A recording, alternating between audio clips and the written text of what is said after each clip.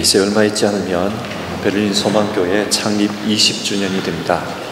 그래서 주일 설교를 통해 교회가 무엇인지를 살펴보고 있습니다. 지난주에 살펴본 말씀에 따르면 교회는 성도들의 모임입니다. 그래서 교회는 건물이나 제도가 아니라 사람들입니다. 따라서 한 교회의 성격은 그곳에 모인 사람들이 어떤 특성을 가지고 있느냐에 따라서 규정할 수가 있습니다. 지금 우리 시대의 사람들은 개인주의적인 성향이 강합니다. 그래서 교회 역시 개인주의적인 현상이 나타나고 있습니다. 미국 프린스턴 신학교에 다니엘 밀리올이라는 교수가 있습니다. 이분은 개인주의 시대에 나타나는 교회의 특징을 이렇게 정리합니다. 우선 개인주의 시대의 교회는 자신의 필요와 목표에 유용할 때만 교회에 소속되려는 경향이 강하다, 그렇게 말씀합니다.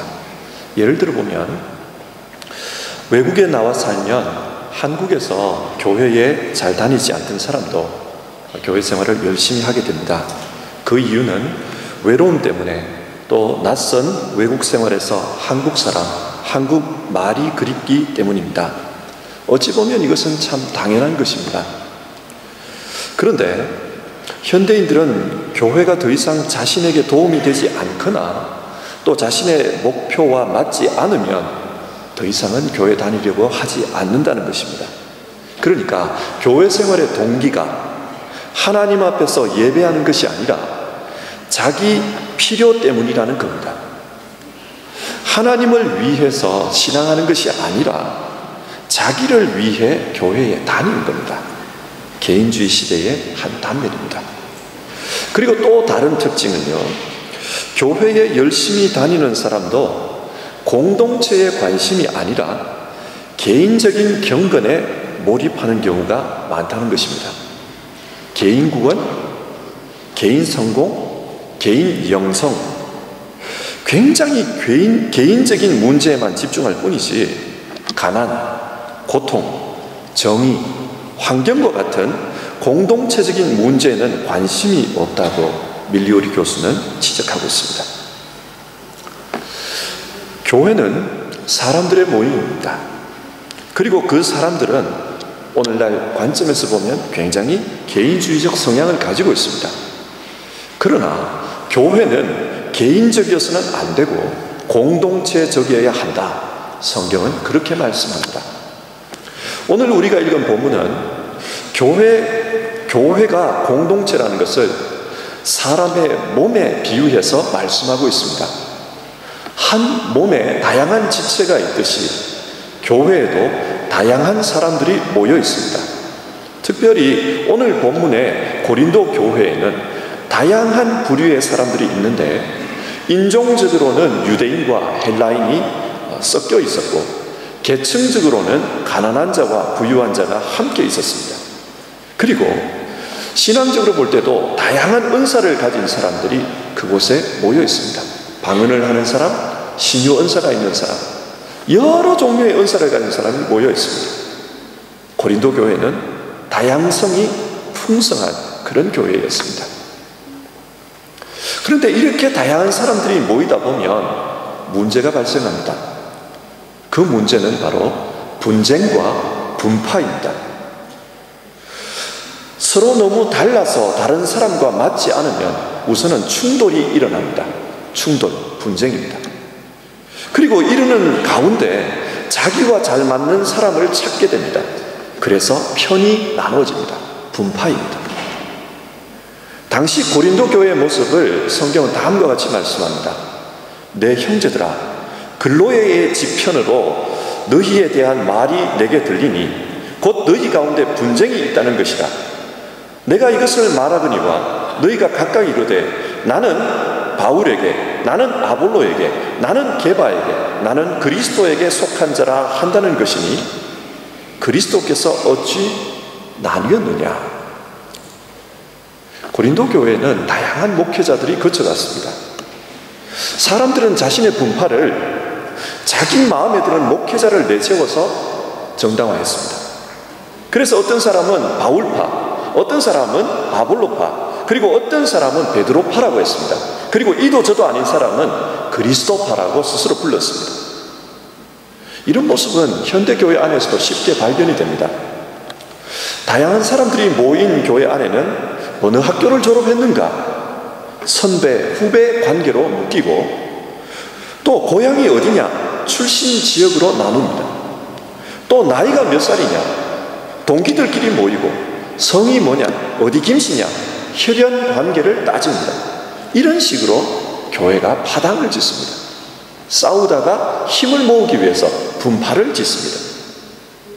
이런 고린도 교인들의 모습을 보면서 바울은 뭐라고 말씀합니까? 너희는 아직도 육신에 속한 자로다. 너희 가운데 시기와 분쟁이 있으니 어찌 육신에 속하여 사람을 따라 행함이 아니리요? 이는 어떤 이는 말하되 나는 바울에게라 하고 다른 이는 나는 아볼로에게라 하니 너희가 육의 사람이 아니리요. 파당을 짓는 사람, 자신들의 싸움을 위해서 파당을 짓는 사람, 공동체를 깨는 사람, 이런 사람은 진짜 신앙인이 아니라는 겁니다. 세상에 속한 사람이고 육신의 사람이라고 바울은 그렇게 꾸짖고 있습니다. 사실 바울은 이방 선교를 하면서 이런 분파 문제로 많은 고생을 한 것 같습니다. 갈라디아서에서도 이런 말이 나옵니다. 육체의 소욕은 성령을 거스르고 성령은 육체를 거스르나니 이 둘이 서로 대적하므로 너희가 원하는 것을 하지 못하게 하려 함이니라.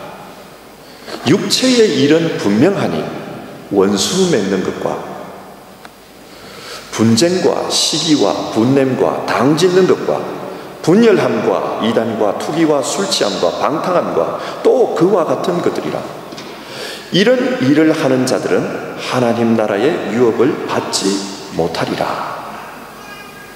분쟁과 분열, 당짓는 것, 이런 행동을 육에 속한 행동이요 성령과 충돌하는 행동이고, 이런 행동을 하는 사람은 하나님 나라를 유업으로 받을 수 없다고 합니다.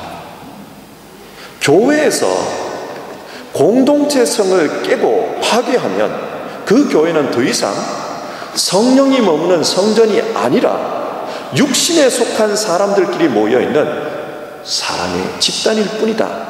그렇게 이야기하고 있습니다. 그리고 이런 분파주의가 극단화되면 그 분파의 이기주의로 발전합니다. 21절을 보십시오. 눈이 손들어 내가 너를 쓸데없다 하거나 또한 머리가 발들어 내가 너를 쓸데없다 하지 못하리라. 분파주의는 결국 상대방을 무시하고 비난합니다. 쓸모없는 존재라고 상대를 공격합니다. 한국 사람들은 우리라는 말을 자주 사용합니다. 이 우리라는 말은 개인주의가 아니라 공동체를 가리키는 말입니다. 그런데 이 우리라는 말은 양면성이 있습니다. 만약 우리에 포함되지 않으면 어떤 현상이 벌어집니까?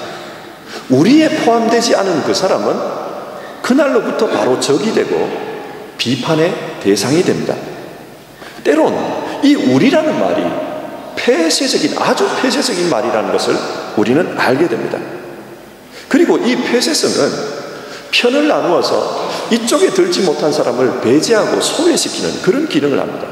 공동체에 혼란을 가져오고 그 혼란으로 말미암아 상대방과 무시하고 비난하는 그런 분쟁을 가중시키는 역할을 하게 됩니다. 근데 여러분, 교회 안에서 상대방을 이렇게 무시하고 비난한다 할지라도 교회는 하나입니다. 그것을 어떻게 알 수 있습니까? 바울은 26절에서 이런 말을 합니다. 만일 한 지체가 고통을 받으면 모든 지체가 함께 고통을 받고 한 지체가 영광을 얻으면 모든 지체가 함께 즐거워하느니라. 한 지체가 건강하지 못하면 그 고통이 모든 공동체 전체에 미치게 된다. 그런 말씀을 하고 있습니다. 저는 어릴 때에 귀에 염증이 생긴 적이 있었습니다. 평소에 귀에 대해서는 별 관심이 없었는데 그 염증 때문에 며칠간 잠을 못 잔 적이 있었습니다. 귀가 아프니까 머리 전체가 아팠습니다. 두통이 굉장히 심했고, 또 귀가 아프니까 이 턱까지 아파서 턱을 이렇게 입을 벌리면 귀가 울리고 아파서 밥을 못 먹었던 기억이 있습니다. 귀 때문에 굉장히 고생했던 적이 있었습니다. 귀는 작은 지체이지만 이 지체가 아픔으로 말미암아 내 몸의 일부라는 것을 깨닫게 됩니다. 평소에는 이 귀에 대해서 별 생각을 안 했습니다. 그리고 듣는 것에 대해서 원래 그런 거다라고 생각을 했습니다. 그런데 이 귀가 아프고 보니까 이게 내 신체의 일부분이구나, 이게 내 몸이구나, 그것을 뼈저리게 느꼈습니다. 한 부분이 아프니까 몸 전체가 아팠고 아무것도 할 수가 없었습니다. 교회 역시 마찬가지입니다. 한 사람이 문제라고 말하지만 그 한 사람 때문에 때로는 교회 전체가 아플 수도 있다는 것입니다. 이게 뭘 말합니까? 교회는 한 개인이 모여 있지만 교회는 개인이 아니라 교회는 공동체라는 것입니다. 그래서 한 개인이 아프면 공동체 전체의 문제라는 것입니다. 그래서 바울은 결론을 내립니다. 27절을 보면 너희는 그리스도의 몸이요 지체의 각 부분이라. 교회는 개인이 모여 있는 곳이지만 몸으로서 하나의 공동체다, 그 이야기를 합니다. 교회가 공동체이기 때문에 한 몸일 때, 그리고 한 지체가 공동체로서 엮여 있을 때 그 교회는 건강한 교회다, 이런 이야기를 하고 있습니다. 여기서 질문을 한번 해봅시다. 지난주에 우리는 교회는 사람이라고 했습니다. 그런데 교회가 왜 개인이 아니라 꼭 공동체여야만 합니까? 개인으로 존재하면 괜찮지 않습니까? 성경은 사람을 관계 속의 존재로 규정합니다. 여호와 하나님이 이르시되 사람이 혼자 사는 것이 좋지 못하니 내가 그를 위하여 돕는 배필을 지으리라. 하나님은 사람이 혼자 사는 것이 좋지 못하다, 그렇게 말씀하셨습니다. 왜 혼자 사는 것이 좋지 못합니까? 인간은 불완전한 존재이기 때문에 그렇습니다. 혼자서 모든 것을 다 할 수 있는 존재가 아닙니다. 그래서 사회학에서도 인간은 사회적 존재라고 이야기를 합니다. 인간은 불완전하기 때문에 함께 살아야만 합니다. 내가 할 수 있는 것은 한계가 있습니다. 함께 하지 않으면 나는 살 수가 없습니다.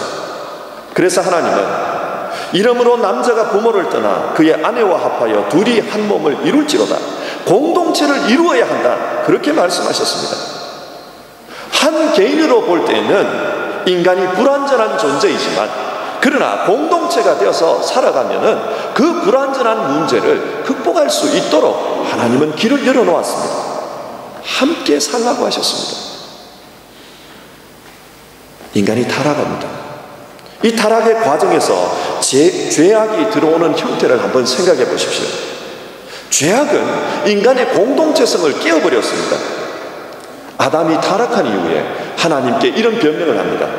아담이 이르되 하나님이 주셔서 나와 함께 하신 여자 그가 그 나무 열매를 내게 주므로 내가 먹은나이다.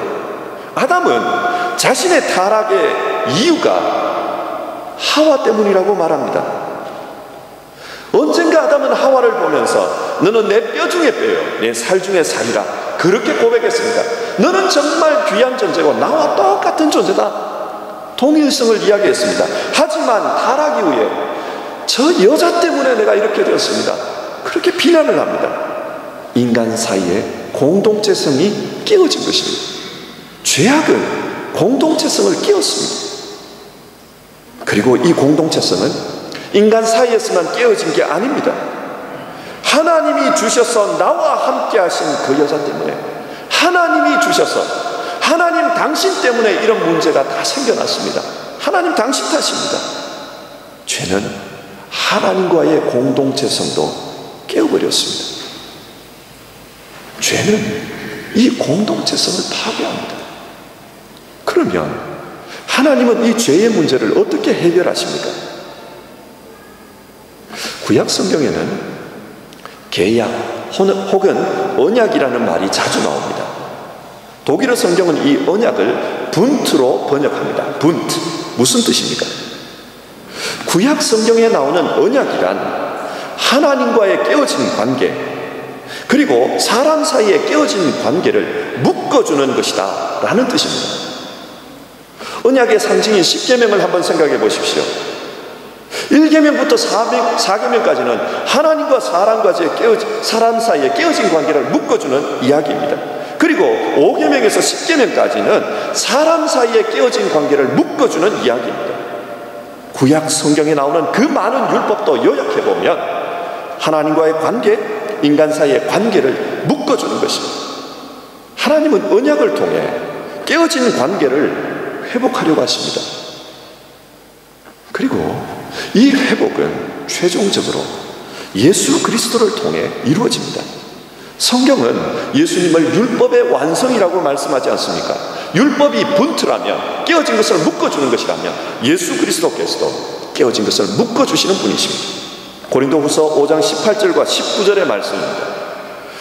그가 그리스도로 말미암아 우리를 자기와 화목하게 하시고 곧 하나님께서 그리스도 안에 계시사 세상을 자기와 화목하게 하시며, 하나님은 예수 그리스도를 통해서 화목하게 하십니다. 깨어진 것을 묶어주십니다. 그래서 세상에 막힌 담을 허시고 다시금 소통하게 하십니다. 그는 우리의 화평이신지라 둘로 하나를 만드사 원수된 것 곧 중간에 막힌 담을 자기 육체로 허시고 다시 하나로 묶어주십니다. 예수님은 자기의 십자가를 통해 공동체에 깨어진 것을 다시 회복해 주셨습니다. 이것이 죄의 극복이었습니다. 교회는 하나님과의 공동체성을 회복한 사람, 그리고 그리스도 안에서 사람과 사람 사이의 공동체성을 회복해 가고 있는 사람들의 모임입니다. 교회는 공동체성을 통해 서로의 부족함, 서로의 죄성을 함께 극복해 가고 있는 사람들입니다. 교회가 공동체라는 것을 오늘 우리의 현실에서 한번 생각해 봅시다. 어제 새가족 환영회를 했습니다. 우리 교회는 매년 70명에서 80명의 새로운 식구들이 등록을 합니다. 그리고 그만큼 많은 숫자가 떠나갑니다. 전체 교인의 3분의 1에서 4분의 1에 해당하는 분들이 매년 바뀌고 있는 것입니다. 우리 교회는 정말 이동이 심한 편입니다. 그래서 이런 모임, 새가족 모임 같은 이런 모임을 하지 않으면 서로 얼굴을 기억하지 못하는 경우가 생겨납니다. 우리 교회는 정말 나그네들의 교회요, 순례자들의 교회라고 부를 수가 있습니다. 이런 현실에서 문제가 될 수 있는 것은 교회의 공동체성이 결여되는 것입니다. 밀리오리 교수가 말한 전형적인 개인주의적 신앙 형태가 나타나기 쉽습니다. 사람들은 서로 잘 모를 수 있습니다. 그래서 다른 사람에게 관심이 없습니다. 그래서 예배만 드리고 사라집니다. 자기의 문제에만 골몰하지 다른 사람의 문제에는 무관심합니다. 자신이 원하는 일에는 관심을 가지고 참여하지만 자신과 상관이 없는 일에는 서로 얽히기를 싫어합니다. 그러다 보면 조금이라도 관계 있는 사람, 그것이 학연이든지 지연이든지 관계 있는 사람들끼리 모이게 됩니다. 교민은 교민들끼리, 유학생은 유학생들끼리, 나이가 비슷한 사람들끼리, 그렇게 비슷한 사람들끼리 모입니다. 그러면서 교회 안에 분파가 생깁니다. 분파가 생기면 서로 생각이 다르기 때문에 분쟁이 생길 여지가 많이 있습니다. 한국의 어떤 교회 중에 교역자를 뽑을 때 출신 지역이 어느 지역인가, 그것을 따지는 곳이 있습니다. 사실 해방 전만 하더라도 한국 교회의 3분의 2가 평안도와 황해도 지역에 있었습니다. 그래서 교회의 중심은 북한이었습니다. 그런데 남북 분단 이후에 북한이 공산화되면서 북한에 있던 그 교인들이 남한으로 많이 내려옵니다. 그래서 남한에 수많은 교회들이 생겨나고 그분들로 말미암아서 생겨납니다. 남한 교회들 중에 다수가 월남한 분들이 세운 교회입니다. 이분들은 타향살이를 하면서 자기 지역 사람들에 대한 그리움이 있습니다. 그래서 목회자를 모실 때 이북 출신의 사람들을 선호했습니다. 한편으로 이해가 되지 않습니까? 고향이 그리우니까 설교를 들을 때도 이북 사투리로 하는 그런 설교를 듣고 싶은 것 이해가 되지 않습니까? 그런데 2000년대가 지난 지금 그분들은 다 은퇴를 하셨습니다. 이제 더 이상 이북에서 내려온 목회자들이 안 계십니다. 그러자 이제 목회자를 뽑을 때 어떻게 뽑는지 아십니까? 이력서를 보면서 부모님의 출신이 어디입니까? 이것을 묻습니다. 부모님의 출신이 이북이라야 그 교회에서 목회를 할 수 있다는 것입니다. 참으로 쓴웃음이 나는 이야기입니다. 근데 여러분, 이런 유사한 일이 이곳에서도 벌어질 수 있다는 사실입니다. 교민들끼리 모이고 유학생끼리 모이고 면념생끼리 모이고 출신 학교가 같은 사람들끼리 모이다 보면 이런 분파주의의 이상한 모습이 여기서도 현실로 나타난다는 사실입니다. 그리고 그 분파주의가 분쟁의 이유가 된다는 사실입니다. 그렇다면 우리는 이런 문제 앞에서 어떻게 대응해야 합니까? 성경은 교회가 공동체라는 것, 그것을 기억하라고 합니다. 성경이 말하는 공동체성의 기본 원칙은 하나님과의 관계, 그리고 이웃과의 관계입니다. 하나님 사랑, 이웃 사랑이 정답입니다. 하나님 사랑, 이웃 사랑이 이 문제를 해결할 수 있는 방법입니다. 그렇다면 구체적으로 하나님 사랑이라는 것이 무엇입니까? 그것은 교회의 머리이신 그분의 뜻을 헤아리는 것입니다. 하나님을 사랑한다는 것은 교회의 머리이신 하나님의 뜻을 헤아리는 것입니다.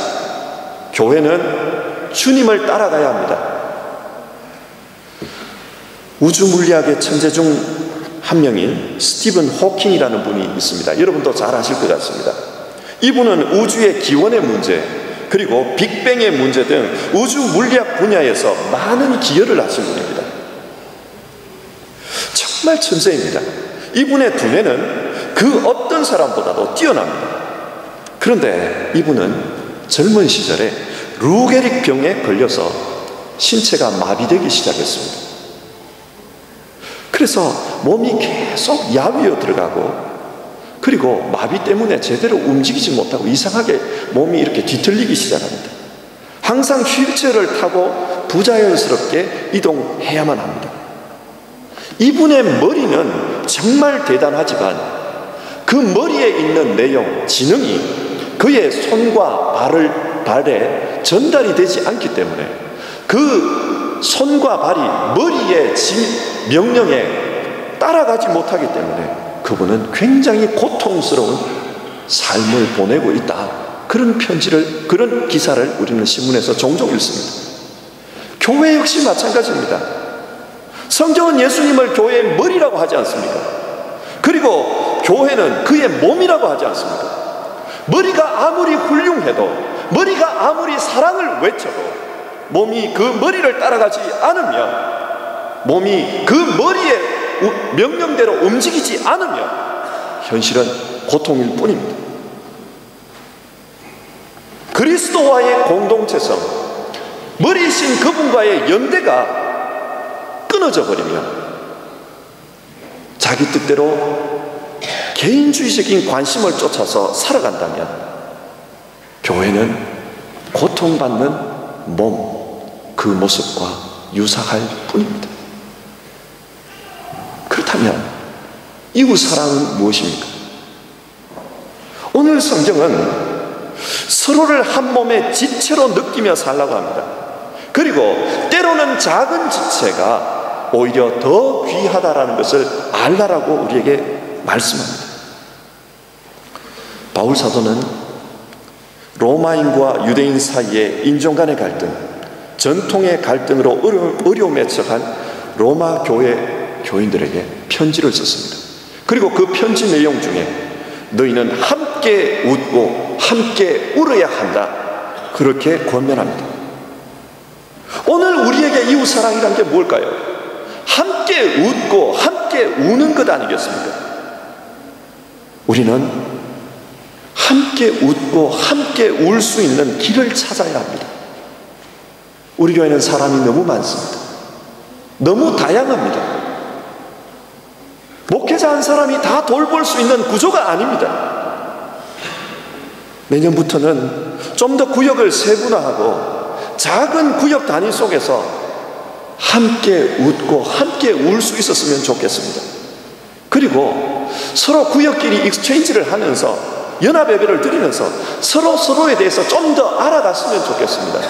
그래서 함께 웃고 함께 울 수 있으면 좋겠습니다. 감정 없는 교회가 아니라 감정이 있는 교회가 되었으면 좋겠습니다. 말씀을 맺겠습니다. 이번 창립 20주년 기념 음악회를 준비하면서 음악회 주제를 코이노니아로 잡았습니다. 코이노니아는 소통, 일치, 참여를 뜻하는 헬라어입니다. 성경의 주제는 예수 그리스도입니다. 예수님이 어떤 분입니까? 예수님은 하나님과 인간을 소통하게 하기 위해서 오신 분입니다. 예수 그리스도는 하나님과 인간을 하나 되게 하시기 위해서 오신 분입니다. 예수 그리스도는 우리를 하나님의 일에 참여하게 하기 위해서 오신 분입니다. 예수 그리스도, 그분이 코이노니아이십니다. 그래서 우리 사이에 막힌 담을 허시고 하나님과의 사이에 막힌 담을 허셨습니다. 예수님을 주님으로 머리로 믿고 따라간다면 우리 역시 코이노니아의 삶을 살아야 합니다. 교회는, 그의 몸인 교회는 코이노니아의 실천의 장이 되어야 합니다. 코이노니아는 함께 하는 것입니다. 나누는 것입니다. 작은 것이 귀하다고 여기는 것입니다. 코이노니아는 한 몸이라는 의식을 가진 것입니다. 우리 시대의 교회가 교회답다라는 것이 무엇을 의미할까요? 종교개혁자 칼빈은 교회는 신자들의 어머니다라고 이야기를 했습니다. 신자들은 교회 속에서 그 신앙이 성숙하고 양육되어진다, 그렇게 말씀했습니다. 교회가 신자를 양육한다는 게 무슨 말이겠습니까? 그것은 우리 서로가 한 사람 한 사람을 돌보면서 한 사람 한 사람을 격려해 주면서 가는 것입니다. 한 지체가 공동체의 일원으로서 소통과 나눔, 참여의 한몸 의식을 가진 것입니다. 교회는 이것이 중요합니다. 기도하겠습니다.